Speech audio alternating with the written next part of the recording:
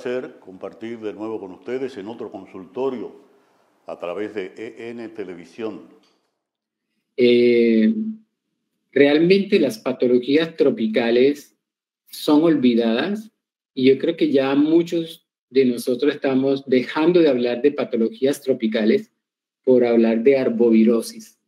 Y esto porque realmente ya no está afectando solamente al trópico, sino que está afectando a todas las partes del mundo, sitios en los cuales no se veían casos de enfermedades como arbovirosis, como dengue, se están viendo a muchas latitudes. Entonces ya prácticamente hablar solo de patologías infecciosas tropicales yo creo que está quedando un poco atrás. Y vamos a ver algunas cosas, sobre todo sobre su morbimortalidad.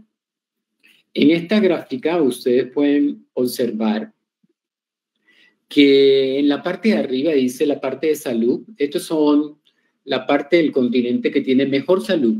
Es decir, el continente que ustedes ven que está un poquito así más gordito, de acuerdo, es que tienen mucha mejor salud que los que están realmente muy delgados. Miren Estados Unidos, miren Europa, parte de Asia o Europa occidental. Miren que la parte de África realmente es muy delgada, eso quiere decir que su parte de salud no es completamente buena. E igualmente las Américas, en el sentido de Centroamérica, Suramérica, a pesar de que no está totalmente así como África, ven que la parte de salud es más o menos moderada. Y en la parte inferior de la gráfica ustedes van a ver quiénes son los países que aportan una mayor mortalidad en su población menor de 5 años. Los más gorditos, es decir, los que aportan mayor mortalidad. Entonces aquí pueden ver que África es el primero, seguido del suroeste asiático, igualmente Suramérica un poco, pero mucho menos que África y que el suroeste asiático. Entonces, a pesar de que estamos, la mayoría de los países en esta región del trópico, somos los países con una menor proporción de población con salud, pero además somos los que aportamos la mayor cantidad de muertos.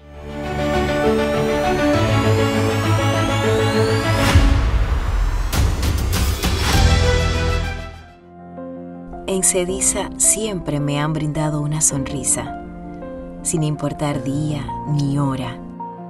Sé que puedo contar con ellos porque me han dado el bien más preciado, mi salud.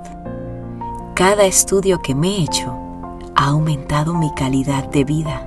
Con más de 350 estudios y 400 pruebas de laboratorio, en Cediza puedes asegurar tu bienestar. Cediza, en la salud siempre contigo.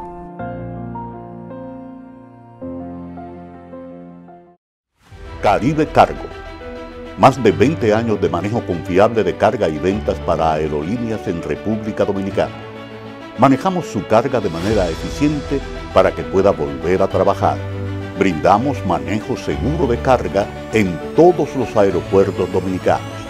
Venta y reserva de carga exclusiva para las aerolíneas que representamos en República Dominicana.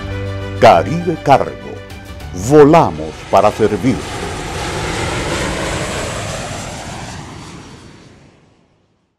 ML Import. Importadores y exportadores. Calle Sánchez Valverde, número 45 en Villa Consuelo, Santo Domingo, Distrito Nacional. Teléfono 809-684-6183. ML Import.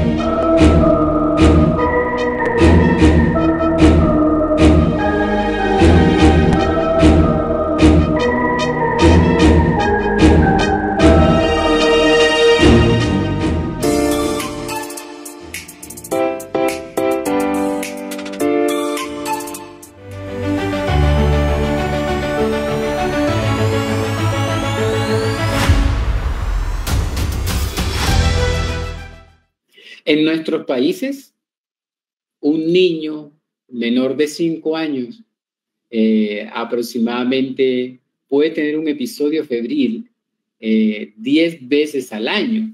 O sea, imagínense todas las posibilidades que pueden haber cuando un niño menor de 5 años llega con fiebre a la urgencia. Y de estos en nuestros países, un niño menor de 5 años puede consultar la urgencia 10 veces por un síndrome febril. Y dentro de esas caben todas las enfermedades tropicales que ya vamos a mirar. Pero si es mayor de 5 años, juega entre más o menos 4 a 5 veces por año la consulta por un síndrome febril. Entonces, el síndrome febril agudo se convierte en la causa más común de consulta en el servicio de urgencia en la mayoría de los países de bajos y medianos ingresos. Y por eso tenemos que saber cómo abordar el síndrome febril en nuestros países. A diferencia de otros países, el síndrome febril o los niños con síndrome febril se pueden presentar durante todo el año, porque nosotros, la mayoría de los países, no tenemos estaciones. Solamente hay una estación lluviosa y una poslluviosa y listo. No hay otras estaciones como en otros países que pueden de pronto determinar qué patógenos pueden estar circulando. En cambio, un niño que llegue con un síndrome febril tenemos que pensar en todo, porque en el área tropical todo el año es casi lo mismo. Los síndromes febriles son mucho más frecuentes en estas zonas, tienen una alta prevalencia, la morbilidad y la mortalidad también es alta, y las presentaciones clínicas pueden ser superpuestas. A veces no sabemos si esto es un paciente con dengue, o si es un paciente con un SARS-CoV-2, o es un chikungunya, es una influenza, una leptospira. ¿Por qué? Porque se parecen mucho y son muchas manifestaciones inespecíficas que es muy difícil al principio determinar qué tiene el paciente. Y eso se nos convierte en un reto en la mayoría de nosotros los médicos. Siempre que ustedes tengan un paciente con un síndrome febril, es importante saber de dónde viene el paciente y qué tiene el paciente. No se les olvide nunca preguntar esos antecedentes epidemiológicos. Entonces, ustedes pueden ver aquí en la parte izquierda las regiones diferentes del mundo de acuerdo a donde venga el paciente. Y así, dependiendo de dónde venga el paciente, uno puede de pronto aproximar las posibilidades que pueda tener ese paciente por el síndrome febril. Un ejemplo es, si esa persona viene del Caribe, de la parte de América o de Centroamérica, uno tiene que pensar en dengue, en chikungunya, en malaria. Pero si, por ejemplo, viene de África, lo primero que yo tengo que pensar es en malaria, fíjense. En cambio, acá tengo que pensar en dengue, chikungunya, leptospira y malaria, no tan en las primeras, sino un poco más tardío. No quiere decir que no lo pensemos, pero si viene de África, lo primero que tengo que pensar es en malaria y después lo demás. Fíjense, desde el punto de vista del contexto de donde proviene el paciente, es supremamente importante.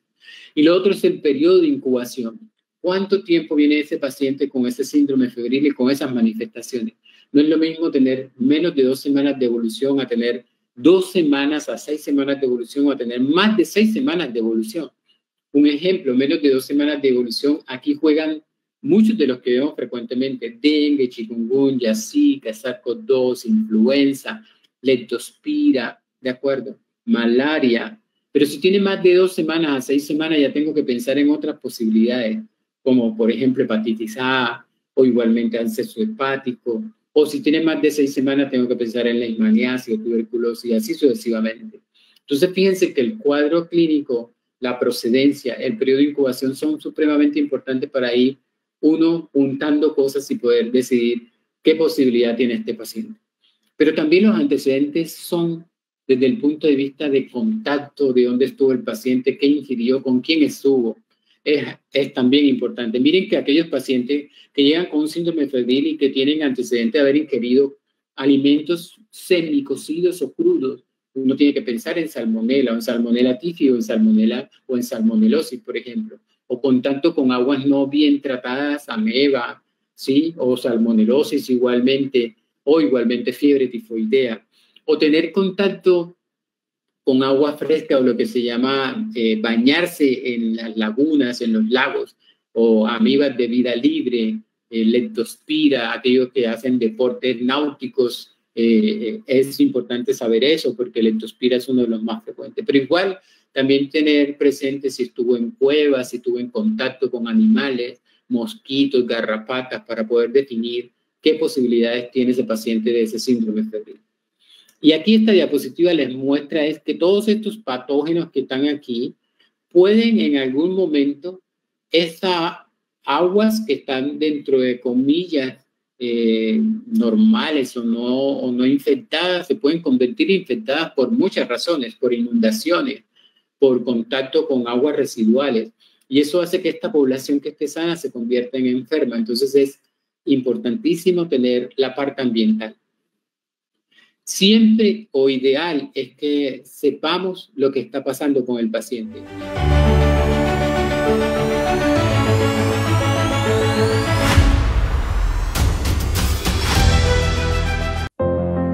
Recuerdo la primera vez que entré a Cediza, hace más de 20 años. Y al igual que hoy, siempre siento que estoy en mi hogar. Cada estudio que me he hecho ha aumentado mi calidad de vida. Aquí supe que mi pierna iba a sanar. Porque un diagnóstico a tiempo puede salvar mi vida. Con más de 350 estudios y 400 pruebas de laboratorio, en Cediza puedes asegurar tu bienestar. Cediza, en la salud, siempre contigo.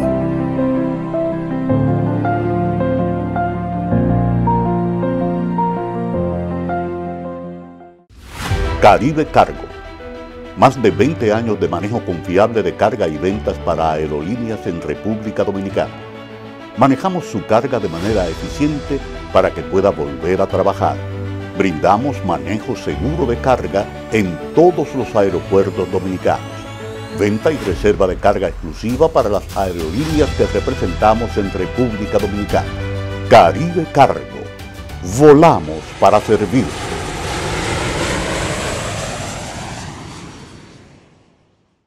ML Import. Importadores y exportadores. Calle Sánchez Valverde, número 45 en Villa Consuelo, Santo Domingo, Distrito Nacional. Teléfono 809-684-6183. ML Import.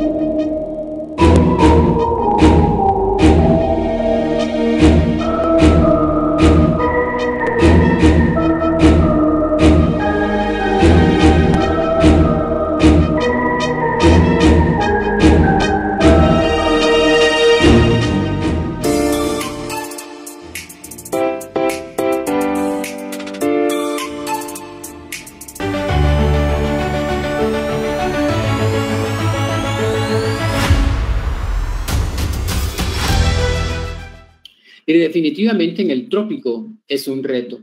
Es un reto tener aquí, de acuerdo, un paciente con un síndrome febril y puede ser un chikungunya, un dengue, o puede ser una malaria, o puede ser igualmente leptospira, o puede ser una sepsis bacteriana de cualquier otro índole, o puede ser Zika, ¿de acuerdo? O sea, pueden ser muchísimas causas por un síndrome febril. Pero también estas patologías pueden compartir otra serie de síntomas que son inespecíficos y que a veces nos confunden y que no podemos llegar a un diagnóstico lo más rápido posible. Esa caricatura les muestra eso que le estoy diciendo. Es que este paciente está afectado, pero no sabe exactamente quién lo afectó porque muchos pueden producir una sintomatología muy parecida. Dengue, chikungunya, Zika, leptospira, malaria, pueden tener una sintomatología muy, muy parecida. Y eso se corrobora con estos estudios en los cuales se muestra la cocirculación de diferentes virus en un área específica. Por ejemplo, miren esta área aquí en Sudamérica, incluyendo Colombia, Venezuela, Brasil, Ecuador, en donde circula en el mismo momento dengue, Zika y chikungunya, pero también puede circular mayaro. ¿De acuerdo? Entonces, en el mismo sitio pueden circular o estar presentes diferentes patologías. Y por eso este síndrome fue catalogado en Sudamérica como Chindem más Zika, en el cual en una misma área puede circular chikungunya, dengue, mayaro y Zika. Y miren el comportamiento desde el punto de vista de manifestaciones. Todas producen fiebre muy similar, todas producen mialgia o artralgia, una con una mayor intensidad que otra, pero los producen todos. Chikungunya produce artralgia y mialgia, igual que dengue, igual que mayaro, igual que Zika. Pero hay algunas cosas que pueden tener una y no otra. Pero se pueden superponer igualmente manifestaciones y eso hace mucho más difícil. El dolor retroocular es igual, o sea, la mayoría de todas estas patologías lo producen. Un poquito menos chikungunya, pero dengue, mayaro y Zika producen dolor retroocular. Conjuntivitis es mucho más frecuente en chikungunya y en Zika, por ejemplo, que en mayaro y en dengue, y así sucesivamente. Y ustedes pueden ver que hay algunas que se comparten o no, como lo vamos a ver aquí. Por ejemplo, miren el dolor retroocular. Miren aquí la intensidad de las manifestaciones. Entre más intenso el color, quiere decir que comparten mucho más. Miren, por ejemplo, la fiebre es compartida por casi todos, en una mayor intensidad uno que otro, pero el dolor retroocular, miren que dengue, mayaro y Zika lo pueden producir un poco menos chikungunya. Hemorragia puede ser chikungunya y mayaro en menos intensidad, pero dengue un poco más, y así sucesivamente. Es decir, que no solamente se pueden parecer desde el punto de vista de presentación clínica, sino que también la sintomatología puede ser muy similar. Y no hay algo característico, y creo que se vayan quitando un poco la parte característica, porque no es tan característico una cosa de otra. Pueden haber diferentes manifestaciones, pero que la pueden compartir. Y no solamente es la co-circulación de diferentes patologías, que eso nos pone todavía más un reto a nosotros los médicos, los clínicos, para poder diferenciar, porque la mayoría de estas patologías se complican a la segunda semana. O sea que en la primera semana deberíamos estar haciendo el diagnóstico de dengue, el diagnóstico de leptospira, el diagnóstico de malaria, el diagnóstico de mayaro, el diagnóstico igualmente de fiebre amarilla o de fiebre tifoidea. ¿Por qué? Porque la mayoría se complican en la segunda semana. Entonces no es solamente la co-circulación de diferentes patologías o de gérmenes, sino que desde el punto de vista de dengue, puede haber también co-circulación de diferentes serotipos en una misma área. Y ustedes pueden ver que a medida que va pasando el tiempo, estos son de los años 40 hasta los años 2013 y todavía en la época actual, vemos que podemos tener áreas donde circula no solamente un serotipo. Por ejemplo, en Colombia circulan los 4 serotipos. De pronto no en el mismo momento, pero circulan todos los 4, así como en otras regiones. Y ahorita les voy a mostrar qué significa tener circulación o cocirculación de unos serotipos tras de otro. ¿De acuerdo? Ahorita lo vamos a ver. Entonces, muchas veces necesitamos a alguien mucho más, y esta caricatura lo muestra así, que el doctor House, por ejemplo, y esto lo quiero hacer en relación, es que necesitamos mucho más tecnología desde el punto de vista diagnóstico para poder diferenciar muy rápidamente qué tiene el paciente y poder dirigir la terapia y ser desde el punto de vista de pronóstico mucho mejor. Para eso existen en estos momentos algunas tecnologías que muchos no tenemos, pero que próximamente ojalá lo podamos tener. Ese es un estudio de un FilmArray, esto es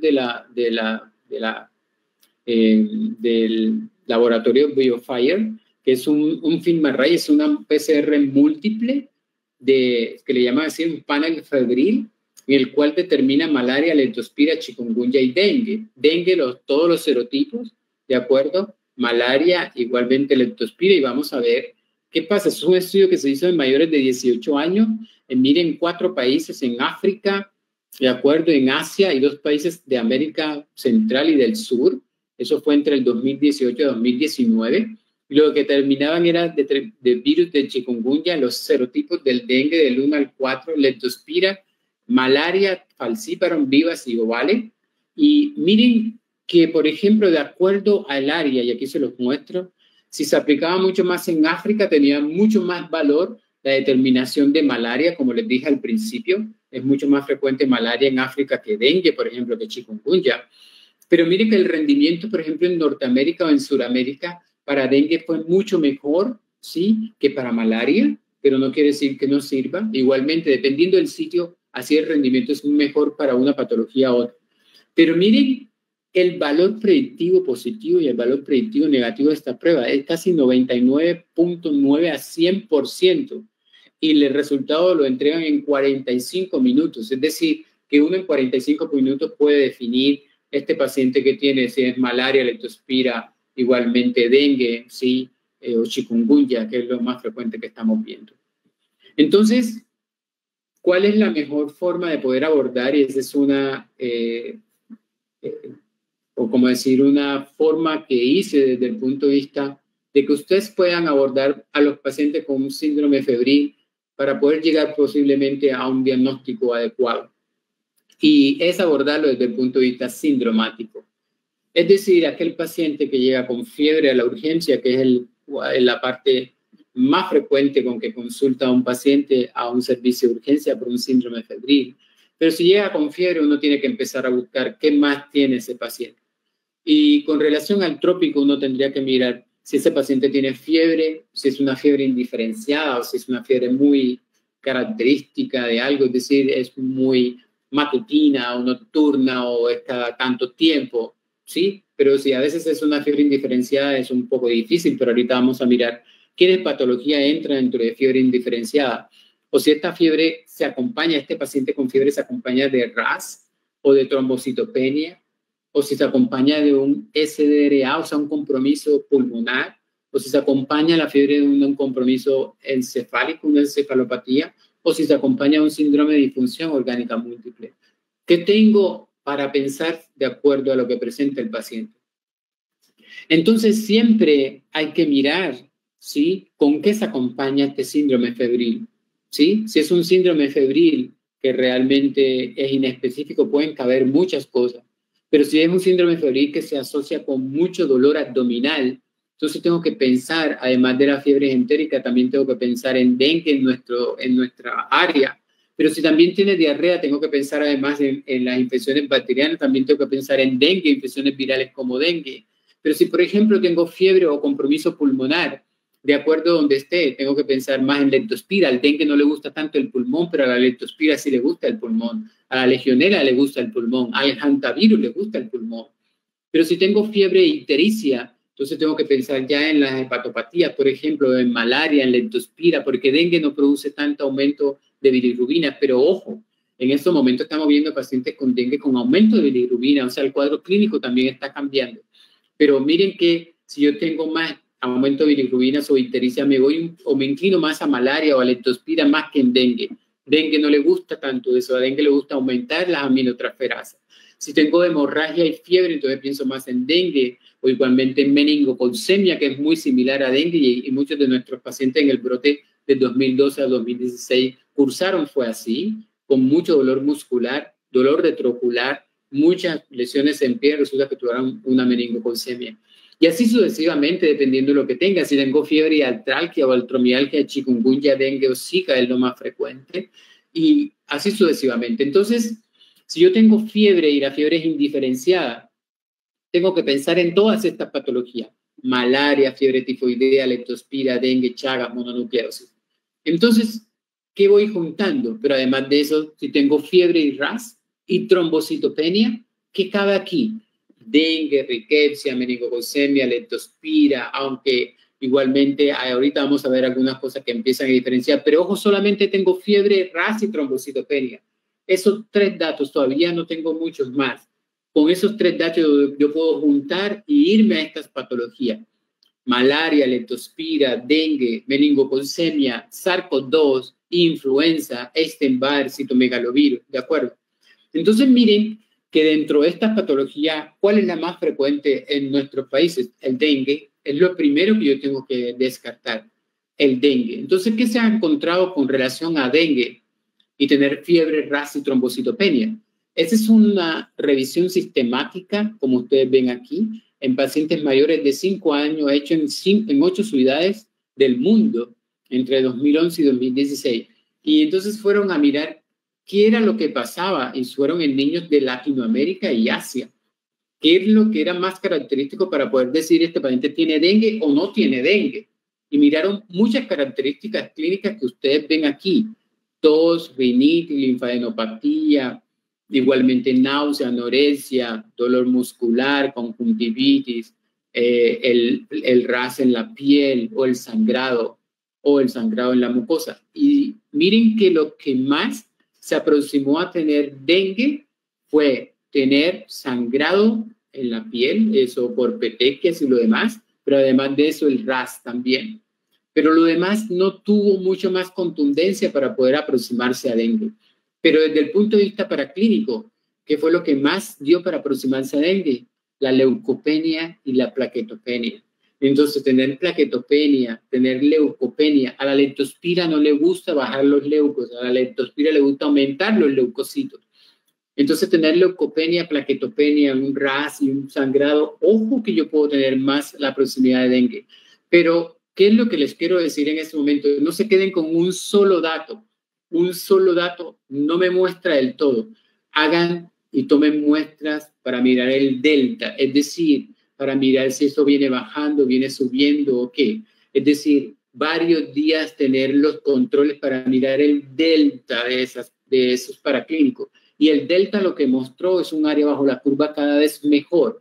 Es decir, cada vez que iban pasando yo iba mirando las plaquetas y los leucos y cada vez más leucopenia y plaquetopenia me aproximaba mucho más a que ese paciente tuviera un dengue. ¿Qué es lo otro con relación a dengue? Porque dengue es el principal que tengo que pensar en esto de síndrome febril en el trópico. Es que Colombia, como otros países, a veces es difícil el control de esto. ¿Por qué? Porque tiene dos ciclos, un ciclo urbano y un ciclo selvático. Y es un poco más difícil controlar el ciclo selvático.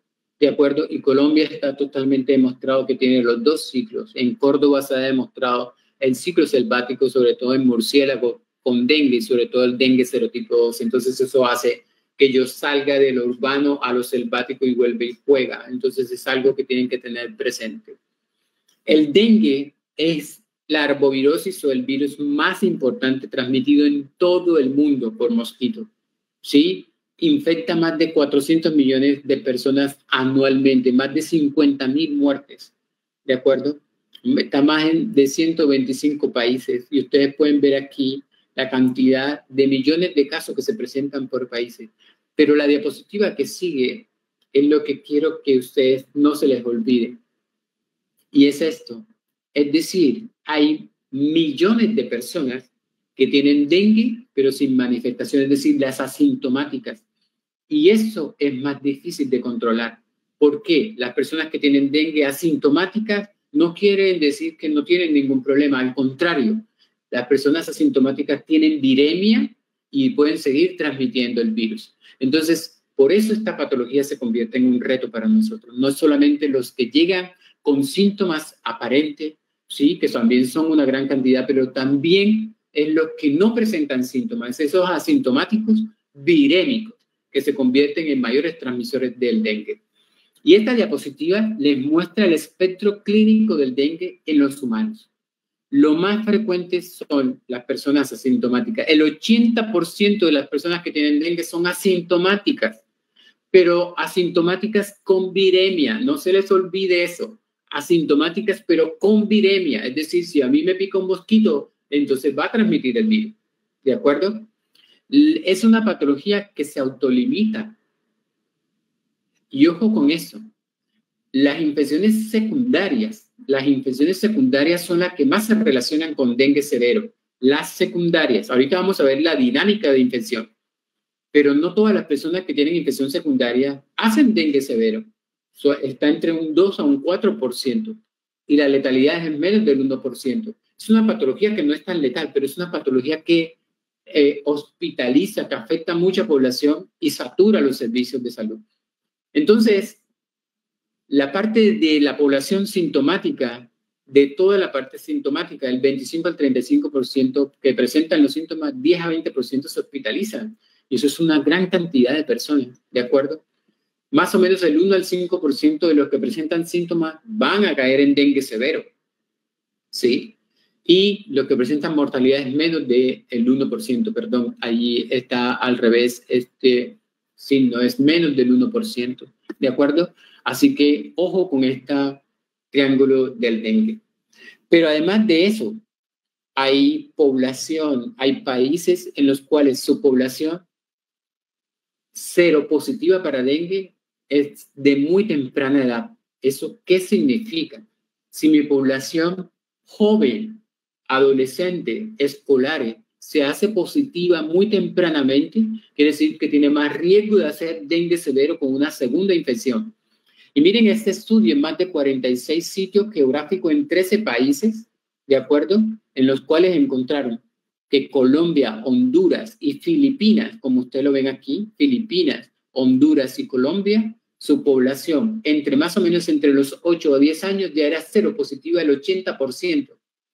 Y son estas poblaciones Filipinas, Honduras y Colombia, en el cual el 80%, ¿sí?, es seropositiva a los 8 a los 10 años. ¿Eso qué significa?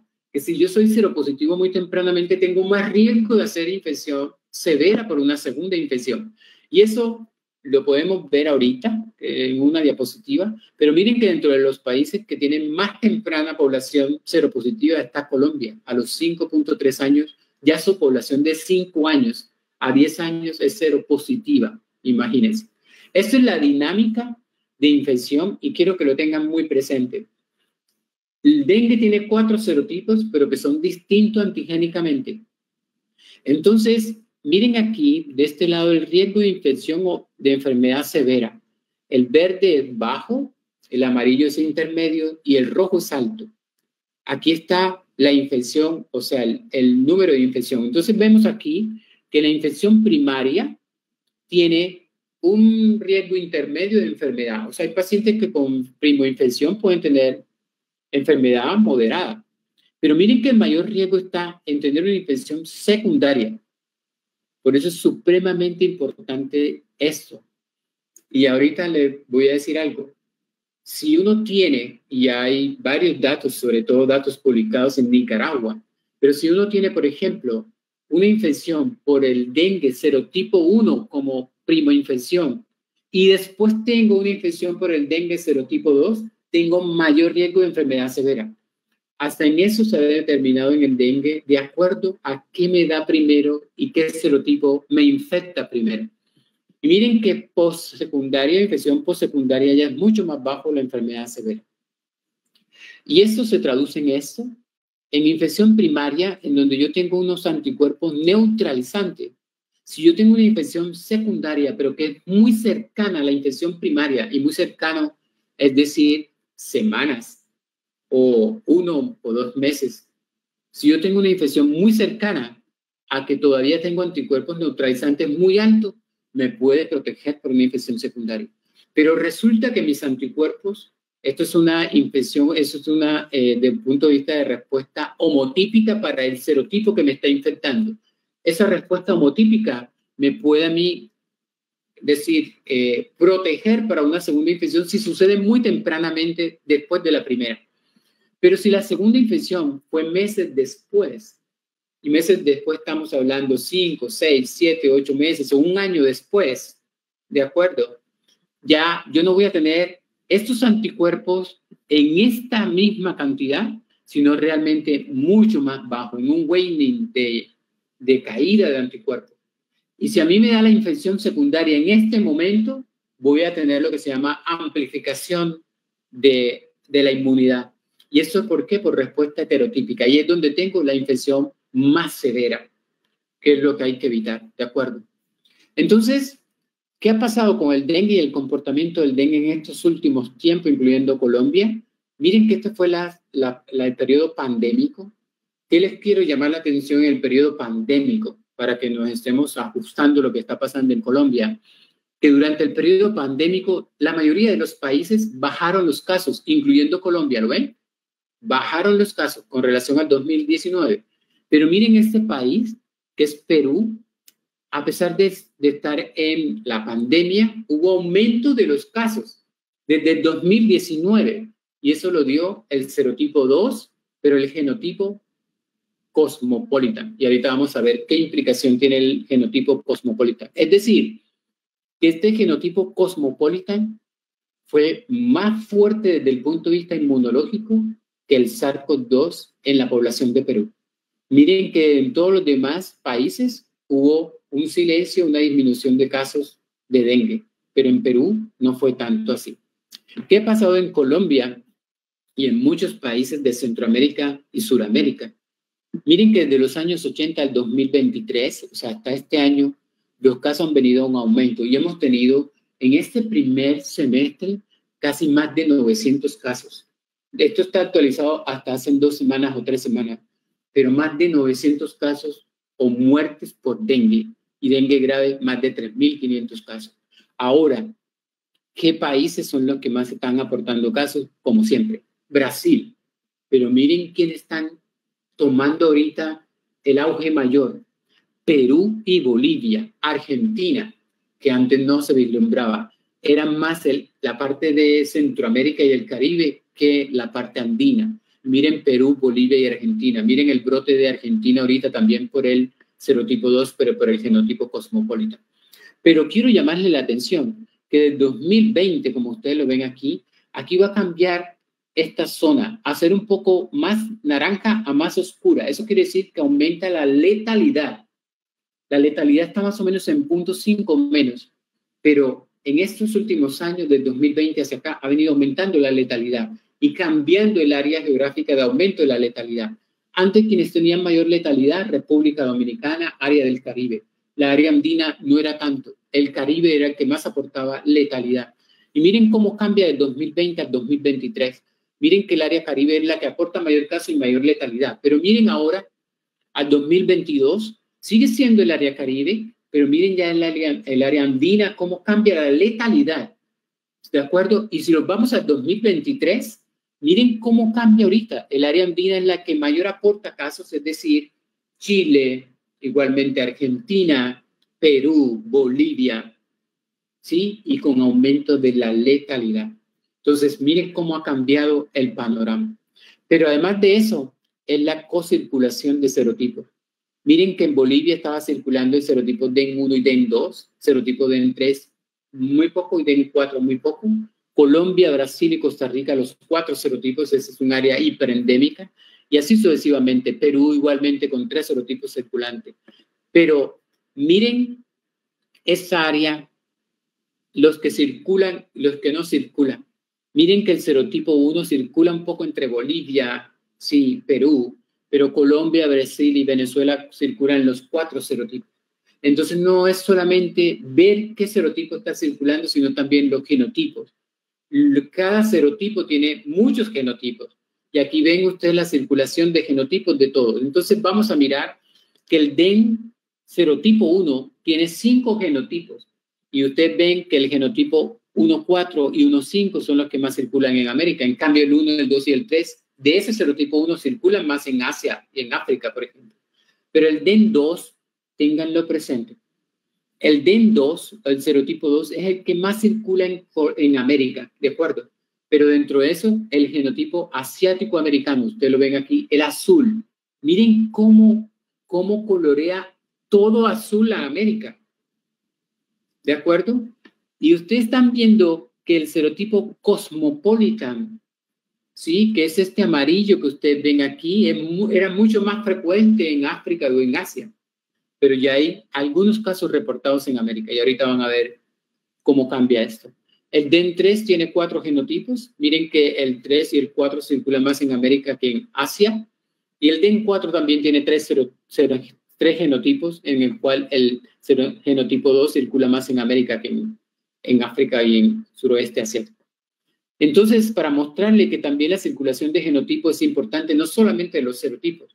Y aquí les muestro el genotipo cosmopolitan, que fue el del brote de Perú en el 2019 al 2022. Y también fue el causante del brote de Brasil en el 2022. Y también es el causante del brote de Argentina entre el 2022 y 2023. Ahora, les muestro Colombia desde 2021 al 2023. Quiero que miren la gráfica. Este verde que ustedes ven aquí es el DEN serotipo 1. DEN serotipo 1. ¿Lo ven aquí abajo? DEN serotipo 1. Circuló hasta el 2021 y mitad de 2022. Y miren cómo se reemplazó por todo este azul, que es el DEN serotipo 2. Miren cómo el DEN serotipo 2 empezó a predominar a mitad del 2022 hasta la fecha. Ese aumento del DEN serotipo 2 hizo que Colombia mirara por qué se está aumentando el DEN serotipo 2 y cuáles son sus genotipos que están circulando. Y esto salió hace como 3 semanas, en el cual el más frecuente de los genotipos en Colombia, así como en toda América, era el asiático americano. Y nosotros no teníamos genotipo cosmopolita, solamente Perú, Brasil y Argentina últimamente. Pero ya Colombia está reportando genotipo cosmopolita. Entonces, si cambiamos de serotipo 1 a serotipo 2 y ahora tenemos genotipo cosmopolita y genotipo asiático americano, eso quiere decir que el comportamiento clínico de la patología es mucho más severa, ¿de acuerdo? Mucho más severa. Entonces, ténganlo presente. ¿Qué otra patología tengo que mirar? Además del dengue, el SARS-CoV-2 se parece mucho al dengue. Miren, compromiso de plaqueta, compromiso de trombocitopenia, compromiso de circulación. Entonces, dentro del dengue, también SARS-CoV-2. Y miren que tienen casi la misma fisiopatología. Así que ojo con el dengue y el COVID. ¿De acuerdo? Ojo con dengue y COVID a la vez. ¿Qué otra patología se puede parecer que tenga fiebre, ras y trombocitopenia? Meningococo. Y todas estas que ustedes ven aquí, influenza, mononucleosis infecciosa, citomegalovirus, SARS-CoV-2, pueden tener trombocitopenia en un porcentaje menor o mayor. ¿Qué patologías tienen fiebre y SRA que tengo que pensar? Miren que aquí ya no tengo dengue. Aquí es malaria, que le gusta mucho el pulmón también, o leptospira o hantavirus, aunque hantavirus no vemos tanto en Colombia, pero SARS-CoV-2, influenza y neumococo, ¿de acuerdo? Malaria, 3 cosas en malaria. Le gusta mucho también la parte respiratoria cerebral y anemia. Acuérdense de eso. Los casos de malaria venían bajando en todo el mundo y empezaron a aumentar aquí en el 2019. En el 2019, ¿ustedes saben quiénes empezaron a aumentar los casos de malaria y de mortalidad? Aquí están los países: Venezuela, Brasil, Colombia y Perú. Así que tenemos aumento de casos de malaria y sobre todo de malaria, no tanto por falciparum, sino por malaria por vivas. Fiebre y encefalopatía, o sea, compromiso encefálico, malaria, acuérdense. Herpes y esos 3 bacterias que son neumococo, hemófilos, influenza de tipo B y meningo, y fiebre tifoidea. Ojo con eso. Entonces, miren aquí este triángulo de compromiso miocárdico, disfunción orgánica múltiple, ¿sí? Es decir, fiebre y disfunción orgánica múltiple. Miren todas estas patologías que lo pueden producir dentro de esa malaria, sepsis bacteriana, dengue, ¿sí? Neumonía por neumococo o infecciones mixtas, ¿de acuerdo? Entonces, siempre que ustedes tengan un síndrome febril, tienen que mirar también si está el paciente con datos hemorrágicos, y si está con datos hemorrágicos, tienen que incluir todas estas patologías: dengue, leptospira, fiebre amarilla, hantavirus. Pero si tengo síndrome febril hemorrágico y entérico, tengo que pensar en leptospira, hepatitis, fiebre amarilla, malaria y brucela. Fíjense que aquí ya dengue no entra, dengue entra dentro de la parte hemorrágica.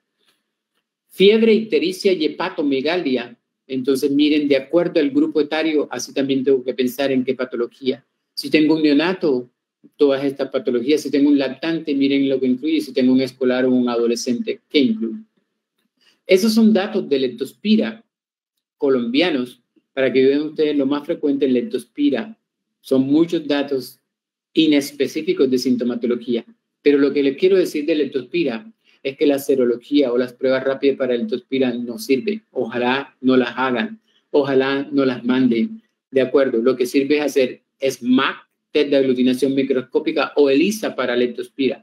Pero pruebas rápidas por inmunocromatografía tienen una baja especificidad, un valor predictivo positivo y negativo bajos y una sensibilidad realmente baja. Miren, hay pruebas que tienen una sensibilidad de 1.80%, 1.8%. O sea, no se justifica. Las pruebas rápidas por inmunocromatografía deberán de salir de hacer diagnóstico de leptospira y dengue. Y ese es el área baja por la curva de las pruebas que les dije, no alcanzan el 0.7%. Tener fiebre, ictericia, hepatomegalia y esplenomegalia, tienes que pensar en estas, incluyendo si tengo ictericia, no tengo ictericia. Si tengo ictericia, ojo con leptospira. Si no tengo ictericia, ojo con leishmania. ¿De acuerdo? Si tengo un síndrome febril ictérico con un compromiso pulmonar, si estoy en el área de América, sobre todo Centroamérica y Suramérica, pero por encima del área andina, leptospira es lo que tengo que pensar. Pero si estoy en el cono sur, Chile, Argentina, Bolivia, hantavirus, tengo que pensar. Miren que dengue no es lo más frecuente del compromiso pulmonar, excepto si produce policerositis como derrame pleural, pero al dengue no le gusta el pulmón, ¿de acuerdo? Si yo tengo un síndrome febril ictérico, pero con un compromiso cardíaco, hantavirus le gusta mucho el miocardio, a dengue también le gusta el miocardio, pero ojo que dengue no produce mucha ictericia, fiebre amarilla, leptospira y parvovirus B19. Si tengo un síndrome febril ictérico, pero con un compromiso renal, ¿qué es lo primero que tengo que pensar? Leptospira, síndrome de Weig. Pero ojo, si estoy en el cono sur, hantavirus es otra posibilidad, ¿de acuerdo? Fiebre amarilla, malaria, igualmente por falciparum, produce mucho compromiso hepático y renal.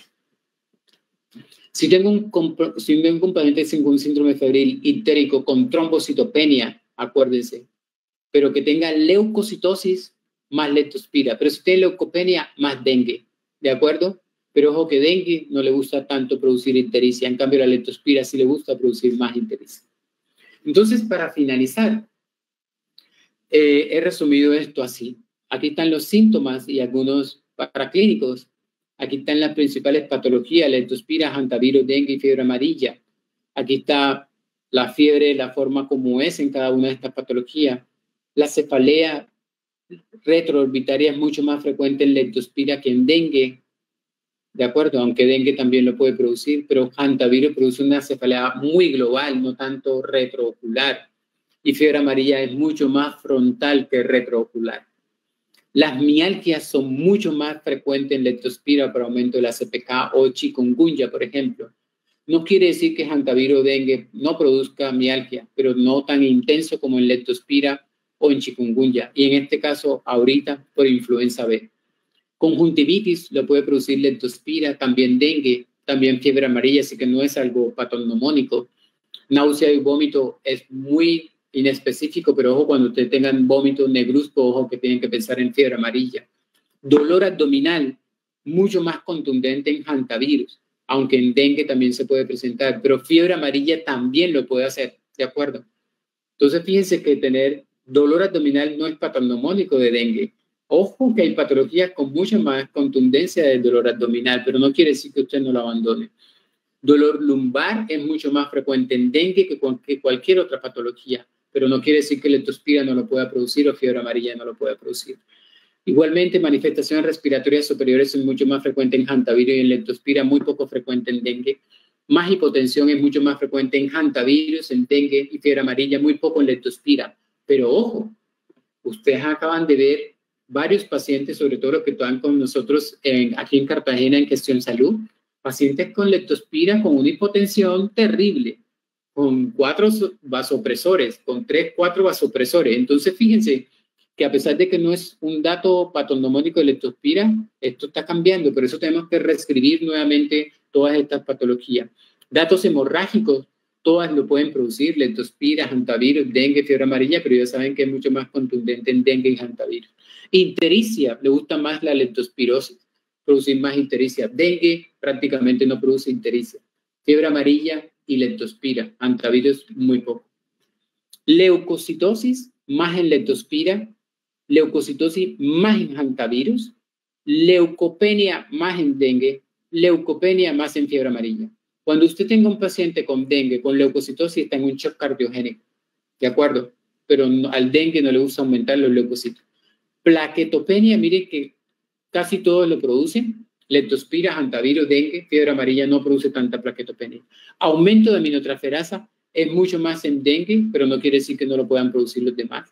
Compromiso renal, más en leptospira y hantavirus, no tanto en dengue.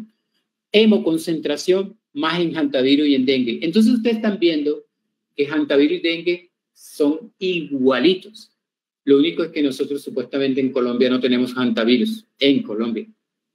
Panamá tiene hantavirus, Bolivia tiene hantavirus, Chile tiene hantavirus, Argentina tiene hantavirus, pero nosotros supuestamente en Colombia no tenemos hantavirus. Pero es el mismo cuadro del dengue, excepto que hantavirus produce más leucocitosis y más compromiso pulmonar. Prolongación de los tiempos de coagulación es mucho más frecuente en hantavirus, ¿de acuerdo? En dengue es normal y el diagnóstico, pues ya ustedes saben desde ese punto de vista. Estas son algunas características que ya hemos dicho de diferenciar chikungunya, dengue y ébola. Y esta diapositiva, que pareciera que no se entendiera, lo que sí es un abordaje de fiebre en un paciente que haya viajado a un sitio y que venga febril, lo primero que usted tiene que descartar es malaria. Y después, igualmente, siguen las mismas patologías, dengue y lo demás. Pero siempre piense en malaria. Eso es lo que siempre tiene que pensar primero, malaria, en un sitio de supuestamente tenga alto riesgo para eso.